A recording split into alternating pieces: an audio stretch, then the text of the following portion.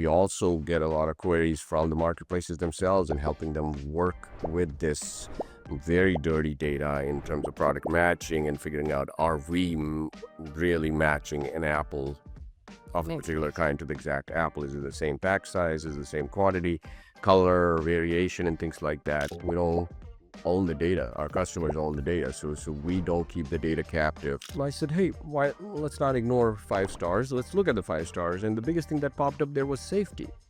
And both of us were kind of shaking our heads, like, how do you get a 5-star and there's a safety issue? So we drilled down into the safety issues and saw that people actually had given 5 stars, but were concerned about the safety of it. What we're trying to do is very, very interesting. We're not trying to fit the reviews into a model. Yeah. We're trying to make the model fit the reviews. Recently, actually, they asked ChatGPT. We get a lot of inbound leads from ChatGPT asking for what's the best digital shelf analytics platform out there. This is the Digital Shelf Insider podcast of MetricsCart.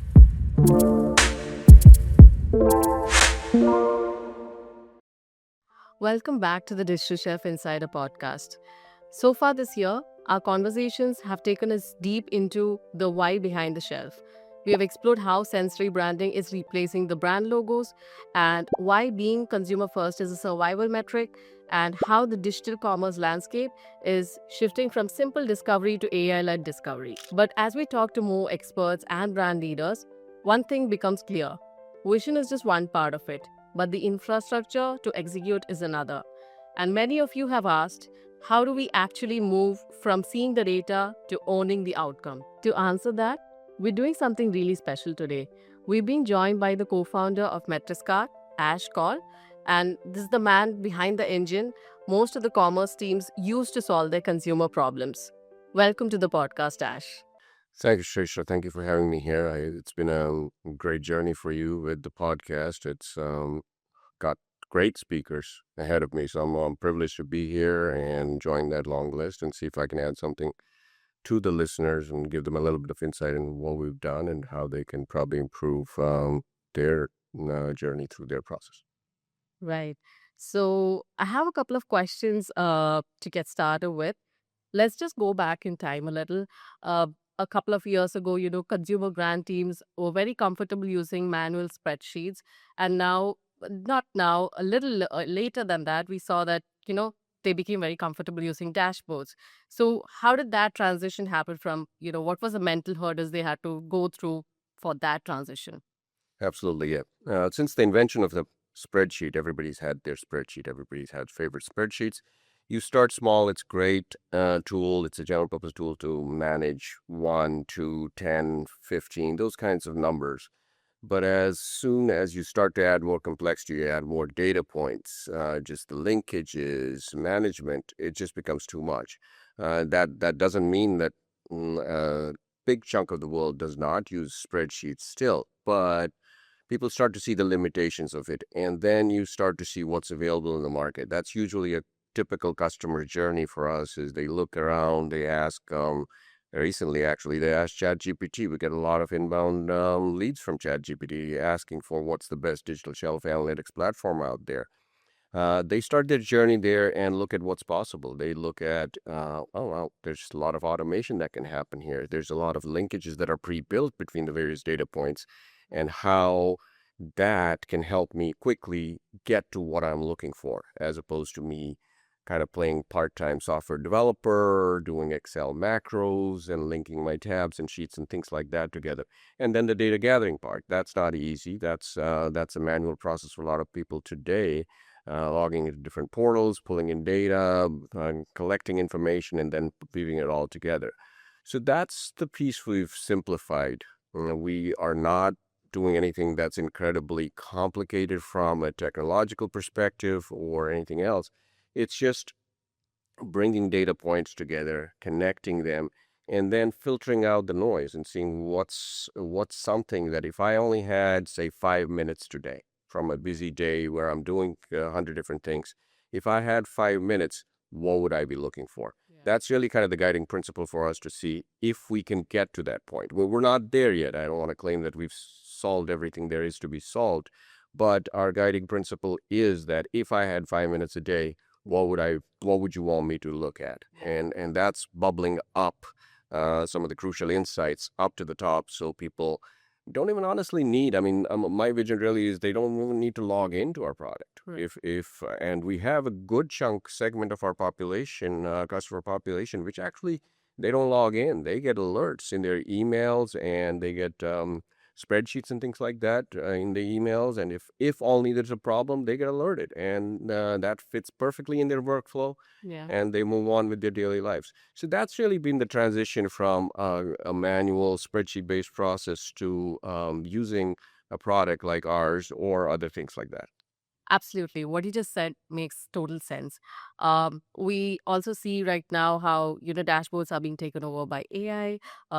Somewhere I feel this sounds a little aspirational. It's used for a lot of marketing stuff. But what are your thoughts, and how does MetricsCart fit into the equation when it comes to being AI powered? Absolutely. AI is a word I don't use often just because everybody else is using it, but it is a key piece. We're in kind of the exploratory phase of what is possible with this. Personally, we've been using it. We've been working with some of the building blocks of AI, including natural language processing and some of the image processing going back to 2016, 2018 timeframe. So it's not new to us. It's obviously new to the world with the launch of ChatGPT and the explosion that happened with it. Where it fits in, I think the world's still discovering what the impact is going to be. It could be completely transformational. It could be something that is always there with you, helping in all your daily tasks and things like that. Where we see, we're trying to see how we can use it today in a manner that actually is assisting decision making, or going back to the same principle. It's like if I had 5 minutes, what would I do? So it's a great technology for something like that. Instead of looking at 50,000 data points and 2,000 rows and price movements and things like that, it's a great technology for filtering through all of that and finding anomalies, finding insights, and things like that. Uh, the key really is to try to, what we're trying to do is we are using it and taking a general purpose product like LLM Yeah. and making it very specific to the retail data, Yeah. and seeing how, and actually even beyond retail, just very specific product categories. So what uh, is applicable to baby food may not be applicable to power tools, for example. Yeah. So trying to use the same technology, same kind of the training models and things like that across just these two product categories is not going to give you the results that you need. So what we are doing is where we have incredible amount of data going back years, and we're able to build models which are very specific to a particular brand, particular product category, and are able to get a lot more better insights into that data, because it's again very targeted to a particular data set and not a general purpose chat GPT type ask me anything question. Yeah. So we're still in the early phases of AI. It's going to be interesting. These are interesting times. The global impacts, societal impacts, those are to be seen. But we're very focused again on looking at how does it impact our product, our customers' lives, and things like that, and beyond basic summaries and things like that, how we can really improve their daily workflow. Definitely. You mentioned that, we have retail data that goes back to years. And when I talk to experts on the show, they also mention that competitor insights are very crucial for commerce teams. Uh, w- and they're looking for different sorts of data around it. It could be the categorical data or the seasonal data or event based. It could be anything. So, what are the kind of competitor insights that a brand team can slice and dice when they look at MetricsCart? Absolutely. So they can start at the very top and look at a product category. Let's say we have customers who operate in various product categories. So you're going to specifically go into a particular product category and start looking at that. Or you can look at it at a company level and say, okay, how am I doing overall? Is my brand perception Yeah. going the right direction or not going the right direction? How's my competitor perception doing? And let's say take just review analysis, for example, which is a completely incredible set of unfiltered user feedback. I mean, you got to pay for that kind of data, but you're getting it for free. People are willing to write reviews and spill out the beans on that. And the question is, how do you take something out of that and make it actionable? Yeah. So it could start at category level, product category, and then looking, okay, what are we doing better? What's our competitor doing better? So we Yeah. have those comparative analysis at the highest levels, like, okay, here's the top 5 things that come out of your Yeah. data set, and here's your competitors. So you can look at that. Then you can drill down further down into product category, Yeah. actual products, and say, okay, these are somewhat similar products, and what's the difference there, and things like that. And then obviously looking at all kinds of other metrics. So that's really helping people um, get to comparing things. We also break things down by individual component parts. For example, if you have a stroller, we could be looking at the handle, the wheel, the seat, and things like that, which is a pretty interesting way we're looking at the data, because it also breaks it down in terms of the functional units or business units within a particular customer. So large companies, there will be somebody who's responsible for the handlebar, somebody else for the wheels and things like that. There's technology involved, somebody else is involved in that. We are able to break down each of these data points, insights into each of those product components. So that way you can fit it in your workflow, and you can have, say, only anything related to seats go to the person or the department that's responsible for seats. And it really simplifies things. So, nobody plays a gatekeeper, right? Today, if you have traditional DSA products, you have the person who's the sponsor, the person who buys the product, they decide, okay, everything flows through them. So they're playing kind of the gatekeeper, and the end users who could actually benefit from it are not able to benefit today. Yeah. With our model, they can actually have access to that and just that subset, which is related to them. So they are not looking at everything else that's going on in the company. They're just focused purely on anything that's related to, say, for example, in my analogy, the guy who's responsible for the seat. They're only seeing their data, and that may be a very limited set of data, and it may happen occasionally. It may happen once a week. So they're not every day looking at what's going on, and they're focused on their work and only looking at things which need their attention. That's really how we're kind of trying to see how we can fit better in an existing workflow and not upend the workflow that customers have today just because we have a product. Yes. So our product focus is very different. It's usability based and fitting a particular workflow, as opposed to having them fit our workflow and modular structure. Yeah.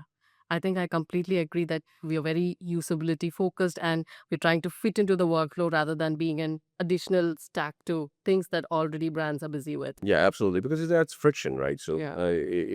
as people implement products, going back, I have a lot of years of experience in enterprise software. There's the initial euphoria. You install something, it's a shiny new object and toy, and everybody's logging in every day and checking everything all the time. And then it becomes a hindrance. Classic example, CRMs. Then you're really a kind of a minion to the product, as opposed to doing your job and selling, right? So a lot of salespeople spend a lot of time just updating CRMs as opposed to actually doing their job. Yeah. So that's a classic problem, and we're trying to be a little different in that way and saying, okay, the tool is exactly it's its accessory. It's something that should help you, Yeah. not hinder you. It shouldn't change your process. It should help your process. Yeah. You spoke about review analytics, which is also one of my favorite features, and I'm sure our customers also love it. I would love to add map monitoring and enforcement to that. And right now, we see on marketplaces that it's very algorithmic based. The SKU level pricing changes very frequently. Uh, what are we doing uniquely, or how are we supporting brands in this particular feature of MetricsCart? Yeah, so we are. I mean, map monitoring is one of those quick hits that people can start implementing. It doesn't even need to be really. People don't need to have a map in Yeah. a sense to do map monitoring. It's not. They have a target, because everybody has a price. Every product has a price. It's your target price. What is the target price at which you're profitable? That's really what you can think of as a map, even though you may not have a map policy and all of those things outlined. So every business has a price for a product, Yeah. and it's defining that price. And if you fall below that threshold price, you're probably losing money. Yeah. And that's something every business, regardless of whether they have a map policy or not, has to be aware of. So what we're trying to do is we're trying to read the tea leaves in terms of how the various marketplaces operate between the Amazons, the Walmarts, Targets of the world. If you're on there, what's going on in the price movement? Who has the most favored nation policies and fair policies and things like that, and who's monitoring who? Who's monitoring who at what cadence? How good are their product matching algorithm where they're comparing apples to apples and things like that? Yeah. We also get a lot of queries from the marketplaces themselves and helping them work with this very dirty data in terms of product matching and figuring out, are we really matching an apple of a Makes particular sense. kind to the exact apple? Is it the same pack size? Is it the same quantity, color, variation, and things like that? It's a tough problem to solve. I don't think anybody's solved it, but we are helping people in a more hands-on model. So we're not really a traditional SaaS company from that, where we're a SaaS plus company. Yeah. We don't have people go in and say, you just sign up and upload your products and good luck. We're more like, okay, let's help you use the product. We don't believe in having shelfware that you purchase a product license, have an annual contract, and it's just sitting after the first month. Yeah. We want people to be using it and actually driving value from it every day. And that's really the approach to our implementation, our onboarding process, our kind of touch points with the customers throughout their association with us, is to make sure that they're actually using the product and it's actually helping them on a daily basis. Monitoring pricing is very important because obviously it is the basis for a company's profitability. And people who are not doing it or looking at it that way, they should definitely be looking at it to see, at least get an idea of what's going on in the dynamic pricing marketplace, as opposed to just kind of guessing what could possibly be going on. You work with different teams from lean startups to Fortune 500s. And one thing we constantly see brands teams struggle is with the data silos and the tech stack fatigue. How should brands really navigate those internal silos? And, practically speaking, where does MetricsCart fit into the whole, system of their work as a single source of truth? Absolutely. Now, we try to augment existing workflows, existing stacks, existing processes, and things like that. We're not trying to be take over the ownership from that. That's generally not been our approach. So we work with customers in different manners. Like, for example, when we talked about people who don't need to log in, Yeah. they are very light. They are email based. We help them. We meet them really where they are in their process, so they get emails. Then there's customers, large enterprises who already have 15 different products that are out there for various reasons, and they are data only consumers for us, and they use real-time APIs and things like that to pull in the data. Because we're also a data, we have one of our key principles is actually we don't own the data. Our customers own the data, so we don't keep the data captive. It's theirs, and they can take it from our product, implement it in their products as raw data directly. And they can also have access to our platform. Yeah. So it's not a either or situation. It's, you can have both. You can have all three methods of data delivery, and that's the flexibility that we offer. Because I think that's how the world operates, and we're not trying to change the world. We're trying to fit in that world, and it's working great. So we have all kinds of different customers. We have small brands, 5 to 10 products. We have small agencies. We have manufacturers who have 5 or 10 different SKUs and things like that. And then we have massive enterprises who have pretty much every software you can think of. Right. So we integrate, we've delivered the data, they put it in any kind of systems they have and use it the way they want to. And if they ever are fatigued with their own systems, have a lot of lag in trying to implement their own dashboards and things like that, they can always come to us, and we are able to build custom dashboards in a matter of days, or hours in certain cases. So that really helps people. I mean, we talk that talk, but we also deliver on that, and people see that as like, okay, well, we have dashboards, we don't need your dashboards. Then 2 months later, they come back, it's like, hey, could we have a dashboard, because we're just not able to get it like that. and we can have it up and running in a day or so. And that's helpful to people because we're not trying to change anything. We're trying to give them the tools to be better in their workday. Now, this is quite important for brands partnering with us to listen in. If a brand manager is only using, say, suppose 10% of our platform, how do they get to using that 90% ROI which they are missing out on? What are your thoughts around it? It's kind of we fit people fit on a capability maturity model wherever they are. Some people may be just starting out. Some Yeah. people are way down the journey and things like that. So for us, it's a question of recognizing where they are in their process. Yeah. I have a consulting background, Big Four, and that was kind of key to what we would try to do is to see where are you in the maturity cycle. Show them what the final level of maturity looks like, but not force them to get there or right. So we try to see, okay, if you're here, what how can we help, and then let me show you in the next month, 6 months, 1 year, whatever time frame you could be here, and here are the benefits that come with the next level of the maturity model that you're going to achieve. And they may be ready for it or they may not be ready for it. Some people may get there in 3 months, some people may take 3 years. Yeah. But at least they get to see the vision. So they're not inventing the vision. They get to see what the vision looks like. And it's just a question of A, are they willing to get there?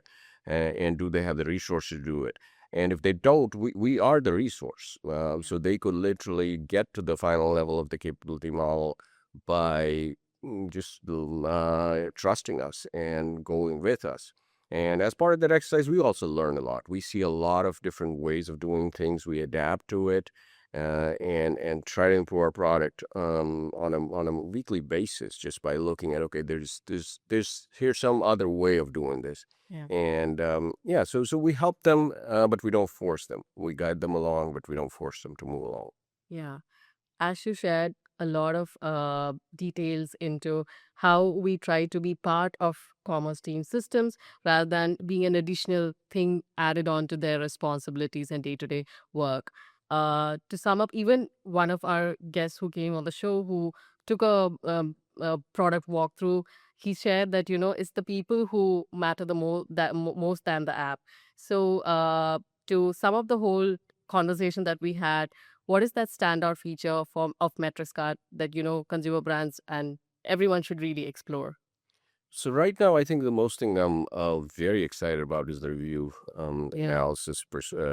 I know there's review analysis, right? There's all kinds of review analysis. There's the basic sentiment analysis. There's basic categorization and bidding and things like that. But what we're trying to do is very, very interesting. We're not trying to fit the reviews into a model.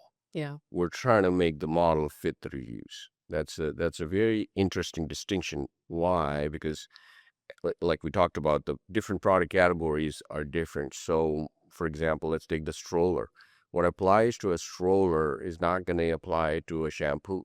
Yeah. I mean, there's a lot of different things which will be common. For example, how's the product packaging? How's the shipping? How's the quality? How's the safety? Maybe at the highest level, those kinds of things may be important. But then, even if you go into safety, a safety for a stroller is far, far different than a safety for a shampoo. It just, Yeah. it's not the same. So, trying to fit something into a model where you're saying, okay, we're going to evaluate shampoos the same way, even from a safety perspective, Yeah. as a stroller, just doesn't work well. And the reason people or products have done that in the past is because it's cumbersome to do that at scale. You can't take every product category and start building custom models for each of those. But what we've done is we've accelerated that process significantly, and thanks for a lot of the work that's happened in AI that has helped us accelerate that. Yeah. So we're able to build these custom models for each of these product categories and subcategories, so you can see something that's much more relevant to you. Yeah. And that's the key piece. One of the examples I'll give you is, or even how we talked about how do we have people get to the next level of maturity. I just talked to some potential customer of ours, and their workflow today is they look at, okay, hey, if it's a 5-star review, great, pat on the back, move on, no need to look at it. Let's look at the 1 and the 2 stars, see what we can gain from that.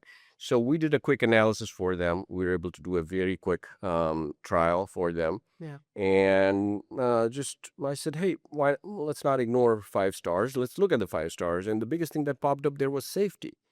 And both of us were kind of shaking our heads, like, how do you get a 5 star and there's a safety issue? So we drilled down into the safety issues and saw that people actually had given 5 stars, but were concerned about the safety of it. And this is some equipment which actually has physical safety concerns.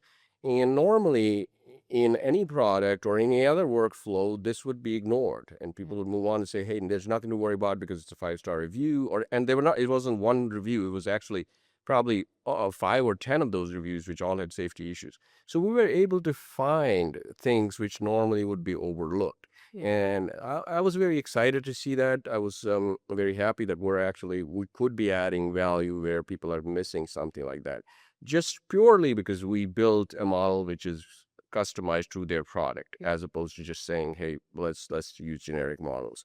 So that's something I'm definitely excited about. That's something I encourage people to explore if they have time. I mean, we can build models quickly and show them how it works for their products, not somebody else's products. Definitely.